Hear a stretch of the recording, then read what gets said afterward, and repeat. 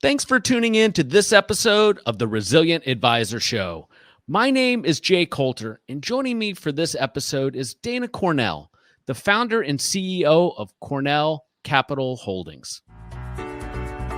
Our mission at Resilient Advisor is to have a significant impact on the retirement crisis by educating and empowering financial advisors to better serve their clients. This interview is part of the How I Serve series, where we interview top financial advisors who are making a difference in the lives of their clients. Prior to starting his company, Cornell Capital Holdings, Dana Cornell was a very successful financial advisor, having spent 15 years serving clients and finishing at Morgan Stanley as an executive director.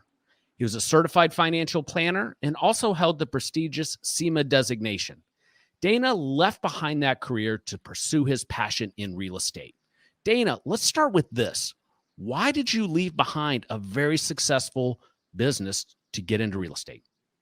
Yeah, first, good to see you, my friend. Thanks for having me on. That's a great question. It's one I get on a daily basis at this point.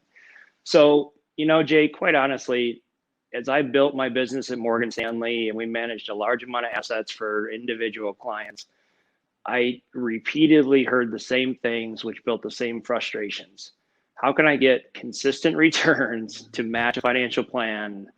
And ultimately, we're all saving for one reason, right? Which means create a passive income stream. So how can I generate a consistent return to generate a consistent passive income stream? And I was really getting frustrated by the inconsistencies of publicly traded markets and just the inability to properly match these people's expectations to what the market was giving them. Even though we've been through a great 10 years, it's still dependent on your timing of when you started, how you invested, so on and so forth. So quite honestly, I was investing in private real estate myself personally over the last 5-6 years before I left Morgan Stanley. And I got to personally experience the ride that you take when you have a plan and you have an investment that's backed by a hard asset, something you can go see and feel and touch and understand how it works, which gives you a lot of peace of mind. But it's very predictable. It's very consistent. You can follow the numbers. So once I got to a point of, and then on top of that, you look at, what the projections are for the next 10 years for most major financial firms, I almost felt I was doing my clients a disservice by not being able to offer this to them in this capacity.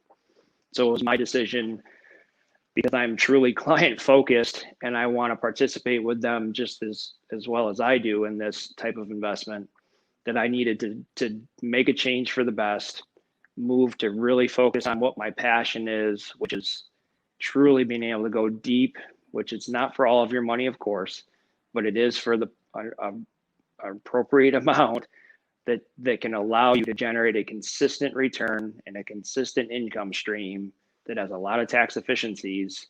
And I'd much rather do that and go deep and make an impact with people and my clients than kind of give a very canned, generic, broad, untailored experience, which is how I quite honestly felt like most of our relationships ended up being. So at its core, and I want to get into what those transactions look like, but at its Sure. core, you made this change for your clients. You made this change so that you could better serve your clients going forward. Is that fair? I did. Yeah. A lot of people think I'm crazy to walk away from a large book of business we managed. My group managed a little over 1.3 billion at the time that I left. And not most people that make executive director status under the age of 40 just decide to resign from, a firm like that, which I have all the respect for in the world. I just thought it was my calling to do this and be very specific and niche focused in what I'm doing out of respect for my clients and my partners. For me, it made the most sense, to just walk away, because I'm laser focused on making a deep impact with my clients and in the world in general. That's just kind of how I live. So to me, it made sense. Some of it might not, but to me, it did. And in full disclosure to listeners and viewers, Dana has been a consulting client of mine for 5 years. when he came to me with this idea of leaving behind running a practice that manages $1.3 billion to pursue real estate. I was not on board with the idea at first, for sure. What I learned through the process is that Dana's passion for real estate and his passion for it as a tool to help investors through their retirement years came through. And he's been very successful in the launch of this company. And I frankly have a limited understanding on what these products are. And I want to use this platform to kind of flush this out. So Dana, tell us a little bit about what these real estate offerings are that Cornell Capital Holdings offers. Yeah. So what I found in my personal dealings and working throughout just investing in alternative assets over the last 15 years, for clients under the umbrella of my prior firm, if you can go directly to the source, meaning a developer, and bring an institutional level project to an individual investor, the benefits of that are massive. So to answer your question, I focus specifically right now on self-storage developments. And we do that in three ways, whether it is new development, ground up development, repurposing old facilities. A good example is our firm just repurposed an old Kmart facility, or buying an existing facility that has enough capacity to build out to our minimum size criteria. So those deals, think of it as we're starting a business together. We're all involved in the same project, the same opportunity. It's very fee efficient. There essentially is no fee to the client. You're going in as a limited partner in most circumstances. I'm investing in every deal that I bring to my client base myself. And we're going along for the ride to build something substantial. But the most important thing is it's predictable. I can walk you through the numbers. I can let you see and understand exactly where revenue comes from and what's your share of that. So that's probably the best summary I can give you. I mean, that's really what we're doing here, is just creating an income opportunity, an opportunity for you to be a part of something that can make a deep impact for a relatively small portion of your total net worth. Let's get specific. The transaction that you were talking about with the Kmart repurposing, what exactly were you doing? And explain it to me like I'm 12 years old. So I'll do my best. So this was an interesting one. So this was a darkened Kmart facility. It had not been redeveloped in the last 15 years. Few people had tried. Create an opportunity for us, because actually, if you follow the big box stores, they've done all the feasibility studies on, traffic count, residential around the area. They're already in good locations. So this created an opportunity for us. And I should just kind of mention self-storage. The reason that I'm focused there versus multifamily or another type of real estate class right now is the demand for that is twofold over the next 10 years. And I think self-storage is changing. It's a very dislocated market because it's an anomaly in the sense that 75% of that market is owned by mom and pop individual units, as opposed to corporations, that type of thing. So there's an opportunity to come in and make a big impact, as baby boomers age out of that market, so on and so forth. And in this particular case, we're able to come in, pick up a 100,000 square foot building, structurally in excellent condition. The previous owner who tried to develop it, and various things happened that didn't happen for him, but put a new roof on, new sprinkler system. So we bought the building and 22 acres of property right off a major highway exit for literally what it cost him to put the roof on the building. So what that allows us to do is, when we build it out, there'll be 4 tenants in there as well, which is all a complement. The project is supported by our self-storage, which is about 90,000 square feet of storage. Half of it's climate controlled, half of it's your traditional outside non-climate controlled storage. But we're all into that project for 50 cents on the dollar as it relates to stabilized value with the revenue that's supported by that project. So it's a very efficient way. It's very low leverage when we get into it. There's a lot of room for upside potential on that. And like I mentioned, the face of self-storage in particular is changing, right? It used to be hidden in dark places, garages, behind warehouses, that type of thing. These things are bright, they're vibrant. They're right on the main thoroughfare. People like to drive by it and see that they can see where their things are, even if they don't stop there. So that allowed us to do our self-storage and offer opportunities for 4 other tenants, which all quite honestly was net income to the project. So that ends up being about a 2.5 year time frame that your money's invested. If you were to come in as a partner with us, 2.5 year time frame while you're invested, we're paying a 10% preferred interest while your money's invested. And because you are an owner of this project, when we stabilize the property, put long-term debt on it, we're participating in refinance proceeds as well, which I'm sure you know, but loan proceeds are tax-free. So essentially it equates to, long story short, without getting into a lot of detail on numbers, it's a 20% annualized return over 2.5 years, and a large part of that is tax-free to the investor. The beauty of that is your money's back in your pocket, and I always like to separate how long is my money out, what I earn on that money while it was invested, and that's a 20% annualized return, but you still own your residual interest in that property. So you get your cash flow and then an eventual sale proceeds for as long as we own that property. That could be 3 years, 10 years, but it's all a bonus. So it's a very efficient, very impactful way to build wealth and create an income stream. You know what's interesting, Dana, is I live in a nice suburb outside of Atlanta, and I've been getting frustrated at how many storage units go up in prime spots, and I couldn't figure out why somebody would buy the prime spot and put it in a self-storage. I now know why. It's because they can rent it out, and people like to drive by and see where their stuff is. Is that right? If you dig into the studies of just the psychology of it, it's a game changer for self-storage, just for a person to be able to, like I said, even if they don't stop, they're driving by their belongings every day, and it's a peace of mind type of thing. And then you throw on the fact of just housing changing in general, which equates to the upcoming demand for this over the next 5 to 10 years.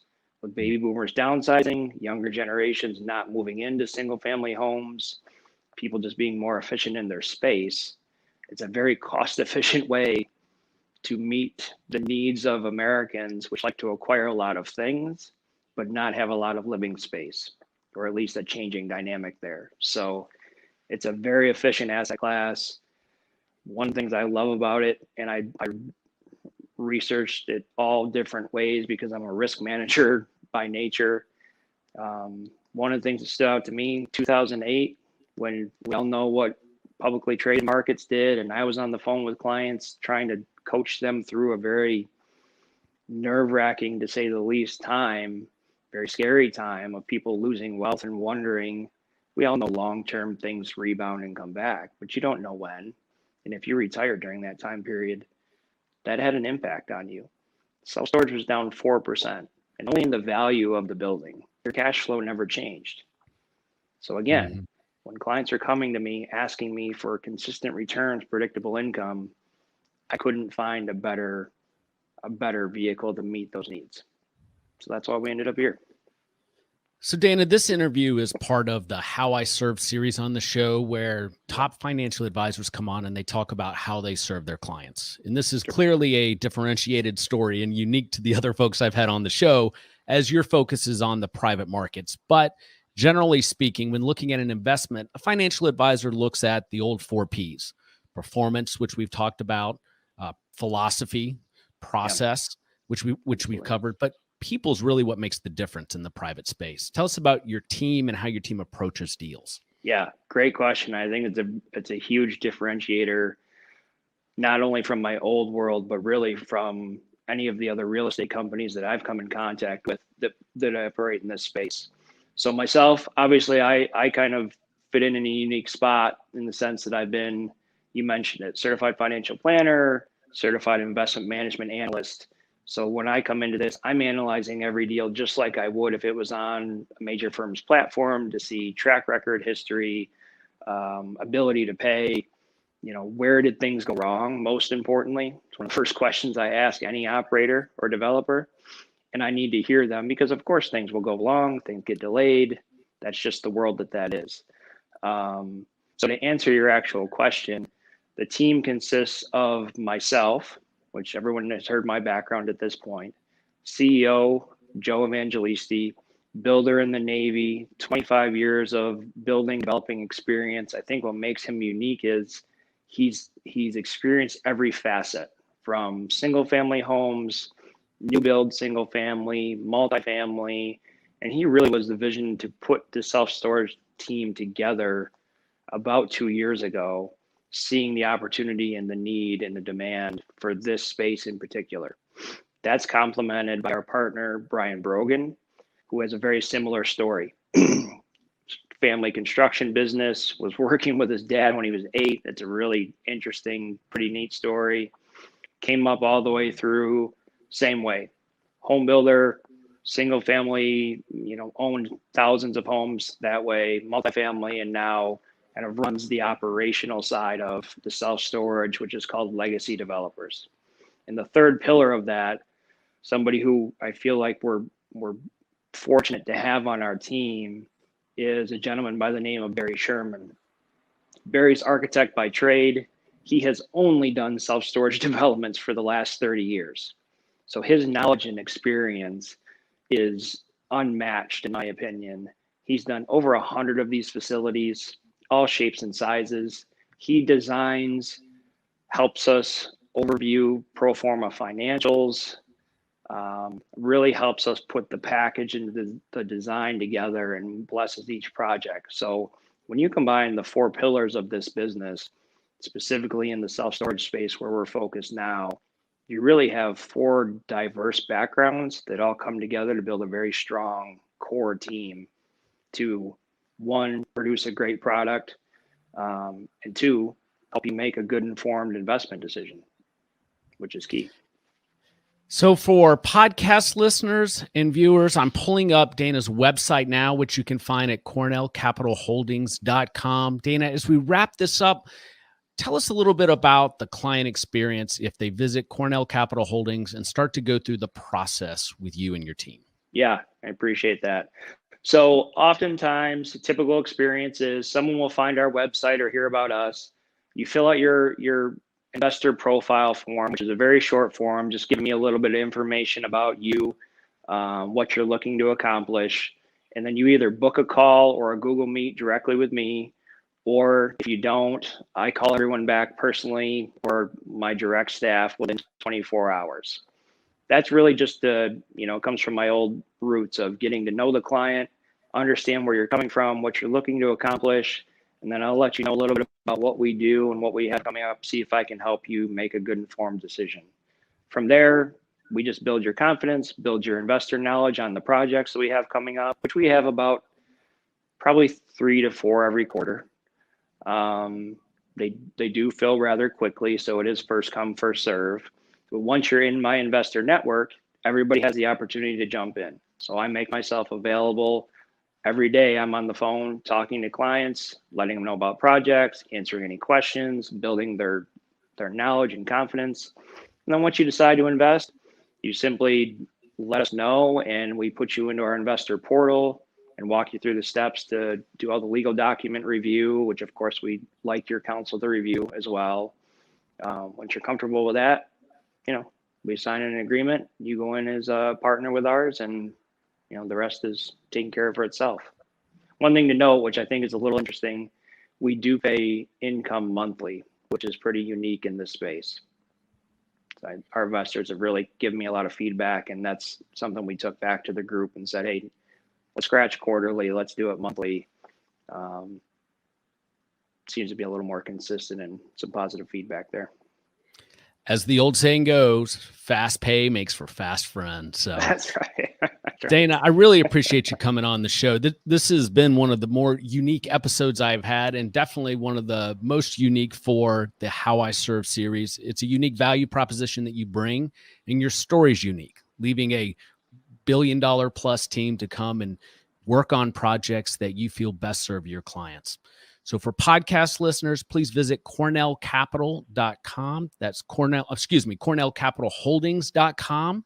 And then for YouTube viewers, just click the link below in the notes, and it'll take you where you can learn more information about Dana and his team. Dana, thanks so much for coming on. It's been my pleasure, Jay. Thanks for having me.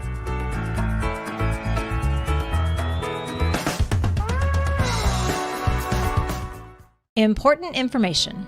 The information provided is for educational and informational purposes only and does not constitute investment advice, and it should not be relied on as such. It should not be considered a solicitation to buy or an offer to sell a security, and you should consult your attorney or tax advisor. All information has been obtained from sources believed to be reliable, but its accuracy is not guaranteed. There is no representation or warranty as to the current accuracy, reliability, or completeness of, nor liability for, decisions based on such information, and it should not be relied on as such. Pinger Systems, LLC, doing business as Resilient Advisor, was compensated for the production of this content.